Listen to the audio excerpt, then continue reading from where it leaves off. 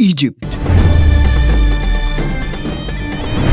करीब 4,500 साल पहले यहाँ एक ऐसी चीज बनाई गई जो आज तक सबको चौंका देती है, the great pyramid of Giza. कहा जाता है कि उस वक्त खुफू नाम के इजिप्शियन फैरो ने 146 मीटर ऊंचा दुनिया का सबसे बड़ा पिरामिड बनवाया, जो अपने सिबलिंग पिरामिड्स के साथ उसी एंगल पर खड़ा है जैसे ओरियन कॉन्स्टेलेशन के 3 स्टार है। ये कोई इत्तेफाक है या कुछ और है, ये आज तक किसी को नहीं पता। शायद ये दुनिया का इकलौता ऐसा स्ट्रक्चर है जिसके चारों एजेस बिल्कुल ईस्ट, वेस्ट, नॉर्थ और साउथ से एक्यूरेटली अलाइंड है। मतलब इसका हर एक एज चारों डायरेक्शन से परफेक्टली पॉइंट आउट करता है। और इन इजिप्शियंस ने ये तब अचीव किया था जब कोई कंपास ही नहीं बना था। तो आखिर इन्होंने कैसे मेजर किया होगा इस 2 ताजमहल जितने बड़े स्ट्रक्चर का हर एक डायमेंशन? इसमें इतने बड़े बड़े पत्थर लगे थे कि इसका टोटल वेट लगभग 6 मिलियन टन बताया जाता है, जबकि बुर्ज खलीफा जो आज की सबसे ऊंची बिल्डिंग है उसका वजन सिर्फ 5 लाख टन है। आखिर कैसे इन लोगों ने इतने बड़े बड़े पत्थर पिरामिड्स के टॉप पे लेके गए? एक बार सोच के देखो कि 4,500 साल से ये बिल्डिंग ऐसे ही खड़ी है,